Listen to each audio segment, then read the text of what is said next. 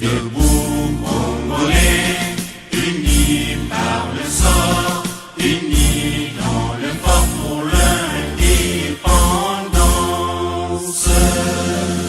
Dressons nos fronts, longtemps groupés, et pour de bon, prenons le plus bel élan, dans la paix au peuple ardent. Par le labeur, nous bâtirons un pays plus beau qu'avant, dans la paix, citoyens. Entonnez l'hymne sacré de votre solidarité, fièrement saluez l'emblème d'or de votre souveraineté. Congo, don béni, Congo, des aïeux, Congo, au pays. Nous devons marcher à fond, même conclure des accords avec le diable pour refaire l'unité du Congo. Rien à faire. Le Congo restera un et indivisible. Merci bandeko baza kolanda biso en direct na kati ya Kakuti TV. Merci na bino pe boza kolanda biso na kati ya ngonga ya Bosolo TV, Ajika TV, Winner TV, Congo TV, la voix du peuple TV. Donc on est à la chaîne na biso lekisaka toujours émission na biso ngonga ya Bosolo na nzela ya singa oyo babengi YouTube. Merci bandeko balandi émission ne to sala toujours annonce. Donc le lot fallait to eta masolo eza koleka la mato ya bato mingi ezolobama mais ezosenga pe quand même ngonga ya Bosolo kwa betela on fait c'était ba dossier o etali retour ya sénateur Joseph Kabila na pouvoir en 2023. Est-ce que ça n'a mot illusion pas ma deux réalité? Est-ce que ça n'a mot vrai? C'est possible on a pu là Joseph Kabila a son pouvoir en 2023. C'est une question qui se pose. Il y a des analystes au bazo ça analyse partout d'ici Cagnos.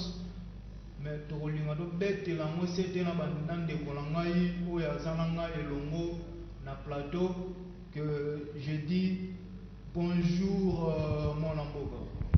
Bonjour ndeko journaliste.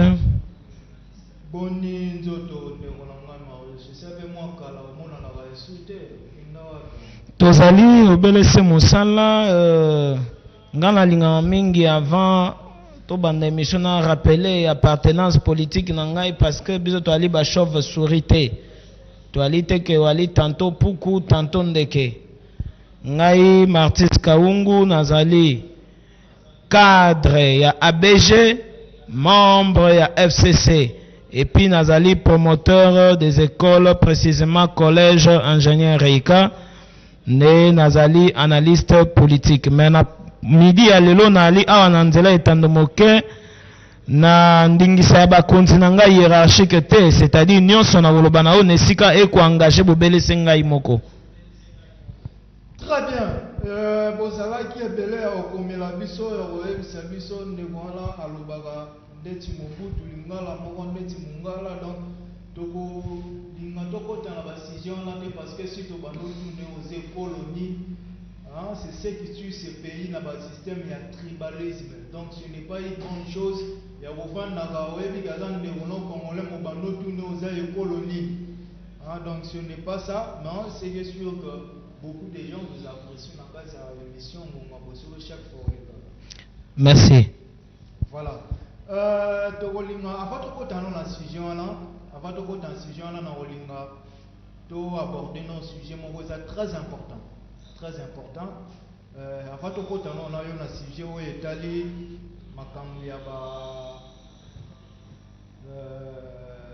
retour de Joseph Kabila à pouvoir. Moi c'était publié etc. Awa to moni ndenge bana bale bazui etc. Selon le soko vandi onanda kotali gano est-ce que ba résultat au bana bazui wana eza cadeau ba pesi bango to eza ka mérite ke bana ba mérité na musala oyo basali to bona ba classe o batani. Bon, Je suis très mal placé pour commenter en étant aussi promoteur d'école, mais je dirais que le ministre d'État Willy Bakonga a fait ce qu'il pouvait faire pour sauver l'année. Et coup de chapeau à nos lauréats. Tu sais, bana batanga pour que fin à ba étude na ngeza la sanctionner na résultat moko boye. Et le résultat est pesami et le ministre d'État a fait de son mieux enfin qu'il puisse sauver cette année. Nous ne pouvons dire que coup de chapeau. Mais moi, on sauver néanmoins, oui, c'est bien. Mais est-ce que les enfants, quand même, ont apporté quelque chose pour défendre notre diplôme? Premièrement, je peux te dire que la composition de l'examen d'État ne dépend pas seulement de matières acquises en 6e année. Il y a aussi des matières qu'on appelle les prérequis, c'est-à-dire les connaissances qu'ils ont apprises de la première année primaire jusqu'en 6e année des humanités. C'est-à-dire que les enfants ont quand même l'essentiel pour qu'ils puissent se défendre. Parce que nous pouvons aussi dire que pour l'année scolaire, nous avions étudié au moins le 2 trimestres. Donc, nous ne pouvons dire qu'ils ont déjà ce qui est nécessaire pour qu'ils puissent se défendre. Ce qui est nécessaire pour se défendre, mais ça reste à vérifier. On a sali micro-baladeur Nangaï, Nakiti sur le terrain. Je vous rassure, bon, on ne peut pas condamner, Toro condamner ceux qui n'ont été, mais c'est à l'étudiant de nous prouver capable de quoi il est capable de se défendre. On a fait des micro-baladeurs sur le terrain. Ils ont une carte actualité, mais on a eu quand même à balancer les images pour Botala. C'est vraiment, je peux dire, ce sont des spectacles désolants. Ils n'ont pas signé. Vous savez, ce qui a du mal chez nous ici au Congo, c'est quoi? Les gens cherchent des cas isolés. Mais le cas général, ils ne cherchent pas à les mettre. S'ils ont interviewé 2 ou 3 élèves qui ont de l'acine, ils mettent ça comme étant l'échantillon sur l'échiquier de toute la ville ou encore de l'échiquier national. Non, ce n'est pas ça. Est-ce que vous avez eu le temps au moins de jauger les niveaux de tous les élèves, de toutes les écoles, de toutes les villes? Non, ça c'est juste un échantillon. Toutes les écoles, c'est tout un échantillon. Mais quand vous regardez la personne, il obtient...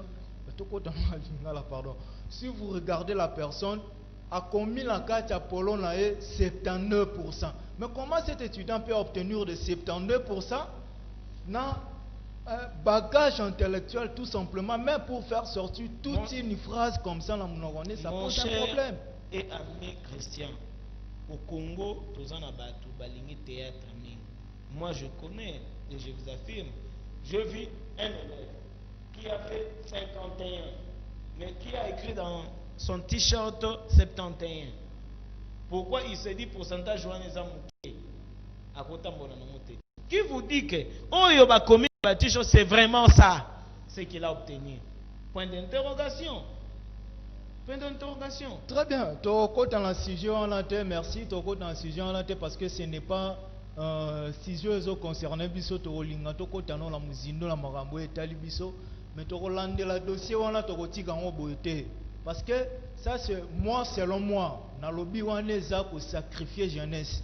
Dans l'iro même à table étudiant, bazo comme la biso, aux hommes la ban la bazo ça la stage. Il y a pendant 3 mois, bah réduire en 3 semaines. Ça c'est tout regret à ma casse côté où on a pu les annettes pour sacrifier toute la jeunesse congolaise. Nakolinga tokota siko na sujet na biso ya lelo nakosenga ba papa ba mama bandeko papa mama benga bana bavande la TV ndenge ezala toujours parce que mambo solo linge banda nde na yebisaka bino toujours ozala mutation zwa mama imwa likaya bucha pembe po mambo nge siko koyinda vérité ezala nango soki mbeli te fo bo mamutu te vérité kozoki soma et ça va très bien. Vous êtes cadre de FCC. Vous vendez vos saluts par réunion. comment vous trouvez ça? Est-ce que c'est possible que Nderonabiso Joseph Kabila a reprendre Bonga en 2023? Voilà un peu de correctif. Je ne suis pas cadre du FCC. Je suis cadre de l'ABG, membre du FCC. Voilà, merci beaucoup. C'est ça. Pour sinon au sein de l'FCC, pendant que je ne le suis pas, on ne me reconnaît pas là-bas comme cadre. Ça la bien un peu le rôle à moi très chéri, c'est pas trop bon. Voilà. Moi j'aime plus la méritocratie. Parlez de votre sujet que le sénateur à vie, le Chikata, va revenir en 2023. Mais deux fois, ça me fait mal, hein? Ça me fait très mal. S'il vous plaît, ça vous interrompt. Ensuite, au Robert et Histoire, on a vu l'émission, on a vu son mingue dans la linga. La pour permettre ma maman là, va vendre la coin là, ba yaya, on a ba vendre la coin tout ba yo kamarambo. Ok, ngamo kuto dernier de yaya, graya nke kuto kote wana tozali. Ba yaya, on a ba vendre, on a ba zozi la ba yo kayo. C'est-à-dire quoi? Ba vendre ba tega bandunda, ba zozi la ba yo kayo. Ba chayer wana na yebi kana pavillon 10 €, ba vendre li TV moko bazo ebele. Donc ba français makasi wana ça pose tout un problème. Ceux qui tokokota na langue oye singeli ke ba saisir biso. Tango bato bakolobaka ke Chikata akozonga na pouvoir to na ngbende na ye na 2023. Mais esalaka ngai des fois pasi pe pesaka nga posa ya koseka. Parce que tu vandi mvula na moto wana, mais jusqu'à présent tu comprendre, tu comment na point ko sosola été. Ndeko Kabila le sénateur a vu alobaki na bino à cause la respectueux ya constitution. Et azalaki respectueux ya constitution, natango nyoso bino bo alaki kondomba na wa pamba ote Kabila inko tika bokonzi te, Kabila iko sakapare na pouvoir.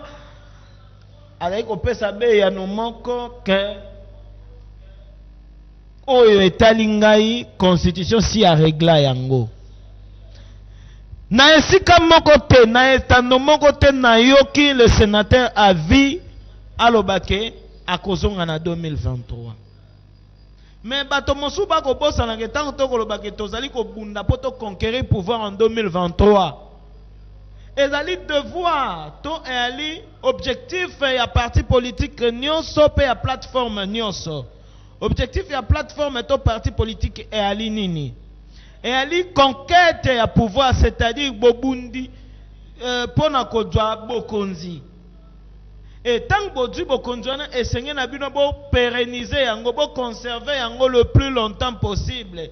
No yoki bande kona biso ya ngamba cache pe balobi ke bango pe bazui pouvoir jusqu'à soki 2100. Elle est normal parce que elle est objectif ya parti politique nyonso. Mais seulement que bakosala yango non pas na force mais bakosala yango d'une manière démocratique. C'est-à-dire chaque fois bako se représenta ka ba longa ba doka pouvoir ba conserver yango. Lo lenge moko pe na ngambo FCC to ko travailler butu na moi. Potoko kako conquérir sous kitwa ya bokonzi. Et non pas pour que bozolo ba bien te fallait ne bosi bolo ba non tozo travailler faut to récupérer pouvoir wana. Oh, mais oui, voilà ça va. Mais tant bozolo ba non tozo travailler pour Kabila zonga autorité morale azonga ne bonga la ye oya tika ki wana. Ouais, que là ça pose un problème sérieux. Ndeko na ngai Christian alandina no moto mongo te kolobake bako travailler pour Kabila zonga. Olandaki makambo oyo ngana landi te moko na kolanda nde na koyeba. Mais peut-être alika kamwa amalgame na maloba. To moi erreur. Ndeko Shadari pas confirmer ki ango la kati ya nini na yondo lobi ngai na landi na note. Na koyoka imaloba na ya parole d'évangile te elobi te nyoso yo lobi ali bosolo soki na bible to ala be na est-ce que yo landi discours ya Shadari na kati ya maloba na landi na note soki na landi na note tuninga motuna wana na koyanola yango mais ndenge oza botika lo yo ka teke non mutu moko te na kati ya FCC alobi ka tozo travailler pour le retour ya Joseph Kabila ngana yebi ke raison to ali ko travailler pour to conquérir pouvoir les sous na 2023. siko selon yo soko tali wana c'est possible que ndeko Kabila zonga na bongana na 2023. Est-ce que si oyoki ndeko Kabila koloba non ke ala ndeko Kabila lobi te mais aza quand même autorité na bino quand même aza autorité à FCC. Vous cherchez à faire parler aux autres ce qu'ils n'ont pas dit. Nous sommes là, Bolimbisi, tu ali wana pona ko conquérir pouvoir. Parce que tu ali parti politique, parce que tu ali plateforme politique, méga plateforme politique, ou ali force na kati ya mboka na biso. Mais faut to travailler. Tu as vu que aussi te conquérir ça va. Maintenant tu as là objectif 2023. Mais objectif 2023 na Kabila na likolo parce que toza boza un candidat mususu te boko bimisana à part Joseph Kabila. Okoki kopesa ngai bien que yondo okotuna mituna mais est-ce que okoki kopesa ngai déjà parti politique to plateforme de ba bimisi candidat président na bango? Candidat président mutu moko ta zoloba mais na cadre ya FCC. Mais c'est pourquoi je te dis travailler pour na ndeko Kabila azonga na pouvoir. Tozali ko travailler pour na ko conquérir pouvoir. Mais pour la il ne faut pas mettre la charrue avant le bœuf. C'est-à-dire que tant otoko koma na ngongo wana bolobaki awa ke Kabila ko se représenter lisusu Kabila boye mais bomonaki au moment opportun abimiseli bino oyo azalaki comme candidat oyo akendaki ko représenter FCC tomonaki ndeko Emmanuel Ramazani Shadari. C'est de la même problème est ko sala bino boko mesana na bo mesani te ye ali moto ya ba surprise ta bino boko zeye na aya ko bimisa bino face B. C'est-à-dire ta bino bolo ba ya ko zonga ali suna tina na ngote. Oyi na mboka oyo to yibi ndeko Kabila bolenge na ye. Na minute oyo ali ko prouver bino ke azali moto oyo alingi Congo. Omona ouverture ya parlement après vacances parlementaires ndeko Kabila yaki wana pour ala bino ke ye na ngonga o ali sénateur à vie. Ali suna makambo mosusu wana te. Et na sepela ikoyoka pe ndeko Bahati koloba te. Bali na besoin ya sagesse na ye. Na kati ya Sénat. Voilà ce que ndeko Joseph Kabila ali ko kanisa. Mais makambo nyonso bino boko lokota na nzela. Non, c'est faux et archi faux. Ngana nuna yoki te na ko confirma ka mokolo na ko yokaka asali déclaration que asali retour azali candidat. La mokolo wana benga ngai na plateau na yo tunanga pe na ko pesa we ya no esengeli. Mais pour le moment ezali faux débat. Et là, il attend que s'éterniser parce que nulle part Ndeko Kabila alobi était Ali candidat en 2023. Nulle part Ndeko Kabila alobi que akozala candidat en 2023 mais analyse autozo sala et tout simplement est-ce que c'est possible que Ndeko Kabila zonga liso na ebonga wana? Kolobake c'est possible que Ndeko Kabila zonga na ebonga wana et ali impossible était parce que ce qui paie to réformer constitution na biso et ko pesa na ndeko Kabila brèche et ko permettre que azonga mais ngana pana kanisi ete na ngonga oyo ndeko Kabila ali na makanisi wana te ali libre ali à l'aise na esika oyo azali na esika moko te yango na ali koloba na yo ete na kozalaka à l'aise ya ko répondre na question wana mokolo yo koyoka ndeko Kabila sali déclaration que il sera candidat en 2023, mais pour le moment, il y a vraiment inopportante le Makambo. Mais il semble qu'il y a déjà la majorité des gens qui se murmurent dans la carte FCC. Vous travaillez, malgré que vous niez, mais vous travaillez pour le retour. Il y a Joseph Kabila na pouvoir. Mais si total il peut quand même constitution, on est l'article 70, ils ont reconnaître na Kabila zonga na pouvoir. Mais Bino quand même, Boza qu'on insister. Je vois même il y a le professeur Nabirungu, c'est mon professeur que j'ai salué depuis l'université de Kinshasa. Azo martelé que comme on a gagné Kabila, c'est possible à Rozonga sous le pouvoir. Ndekonangai Christian, le professeur Nabirungu, c'est un éminent professeur. C'est quelqu'un qui connaît très bien la science. Je laisse tous ces commentaires là na professeur parce qu'il y a quoi là vraiment la mesure il y a qu'à défendre yango avec les articles à l'appui avec la science à l'appui voilà la réalité au Nagoikolo. Très bien, merci beaucoup Bandeko je pense que TV Zappé Radio T et ça bande konanga collègue moko azana Lubumbashi atindele biso image yo na olinga total no image yo sima tozonga nanu TV za Radio T to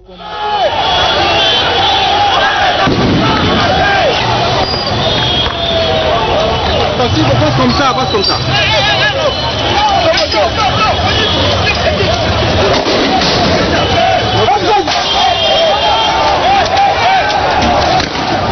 C'est ici que tout a dégénéré, au siège fédéral du PPRD au Katanga. Le spectacle n'est pas beau à voir. C'était une destruction tout simplement. Tout a été pillé et détruit sur place, voire brûlé. Regardez.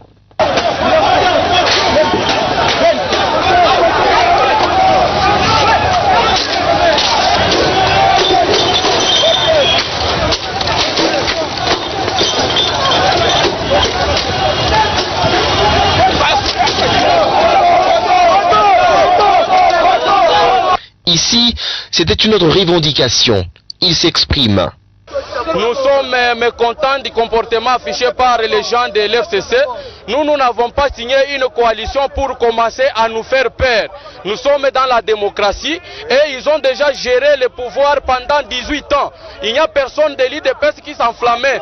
Maintenant, aujourd'hui, nous sommes dans notre tour. Nous ne voulons pas encore sentir les gens de l'FCC. Nous n'allons pas encore accepter la coalition. C'est l'IDPS qui va commencer à travailler comme nous sommes au pouvoir. Nous n'allons pas régner sans diriger. Aujourd'hui, on prend le pouvoir de commencer à diriger. L'FCC, c'est une mauvaise femme qu'on avait épousée. Dans ces désordres, le policier sur cette moto, oublié par le sien, a failli être brûlé vif.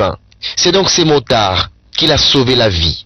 Heureusement pour lui, il était là et au bon moment. Ces événements se sont déroulés pendant plus ou moins 3 heures du temps.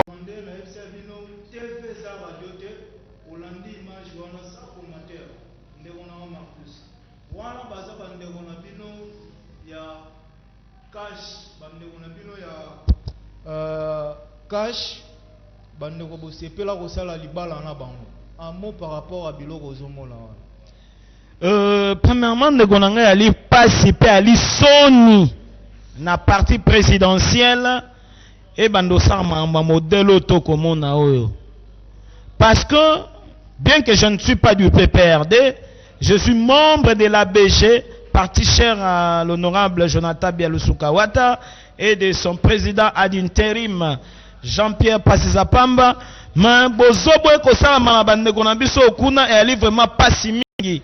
Elle passe parce que étant un parti politique qui est au pouvoir, a se comporter le la partie oyo azali na opposition te. Et puis biloko basali wana ezali destruction méchante. Normalement, justice faut s'en saisir na biloko oyo bilongi na bango emonani, ils peuvent facilement leur chercher pour que va poursuivre bango faut pas payer. Et je pense que le chef de l'État, président de la République, Félix Tshisekedi Tshilombo, est en train de prôner l'état des droits. Je crois que cet état des droits là ne doit pas être un slogan, mais il faut que ne punir bateau modèle parce que vous avez acte il y a barbarisme. Ça c'est vraiment banditisme. Très bien de Rolangaï. N'a comprend que esprit maximum que. Mais non, on ne peut pas tolérer des bêtises comme ça. Vous comprenez quand même, ça va image moi ça toko tolérer en côté. Ça va toko mis déjà dans sur émission la biso. Merci bande ko bozuta ya Rolanda biso. Merci naba oignon so bokomel biso la moli ba message wana. Lelo na FCA to otanga ba message te pour il fallait permettre de Rolanda biso quand même à lobela makambu oye sengeli tolo lobela to éclaircir quand même peuple. Na kolinga appel isu bakomelenga botunanga dossier ya Karmapa. Dossier ya Karmapa. Eza eloko moko eza passe, ezo sala passe na batu nyonso. Komona eza juste à dénoncer. À dénoncer na kati ya nzembo wana ba système makambo eza koleka na kati ya hôpital Mama Emo. Mais ce qui est vraiment étonnant comme la censure et sauter mbangu kaka fa ko bloquer nzembo wana. Pendant ya makambo o ya yembi na kati ya chanson wana nakata loyembo wana pardon eza réel. Soko koti na mama ye mozana maladi na yo uvandi na ye soko oyoka kisi oyoka médecin moko aza wana azoyebisa opesanga mbongo na peso kisi. Soko koti niveau ya salite eza na kati ya mama ye n'en parlons même pas. Mutu nyonso abela to abelisa kota mama ye soka yoki nzembo ya ndeko na biso Karmapa aolobeza en réalité. Mais ce qui est étonnant la censure, la justice a convoqué. Tous autres les labino lisu na lisu. Merci beaucoup bandeko balandi émission. Ndeko langa Marsus dernier mot na photo kabwana na émission lelo.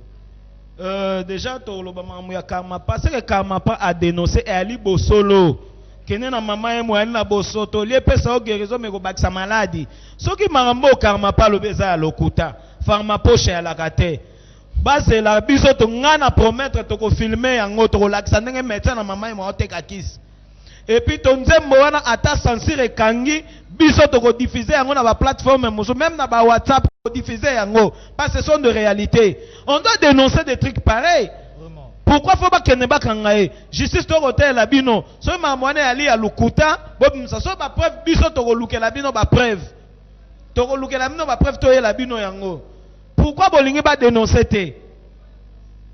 Karmapa, courage, tu as la population derrière toi qui va te soutenir. Fama poche zalaka. Ça va, merci. Ngamo kolon Christian Colombo nganaza na simana yo. Wala soki mutu nyo si s'agit de mobiliser ba tu photo soutenir yo, to soutenir yo le Karmapa. Parce que eza ba biloko ezoleka. Merci beaucoup na bande gonyon so bazuta na bango ya Rolanda biso. Merci na bino oyo bozo komela biso. Na yebisa ki bino to kolobela dossier oyo etali makambo ya élection en 2023 Tokolo Belango. Selon ngai na bengi sumato ina ndeko na ngai l'évêque et pasteur président Denis Lesi.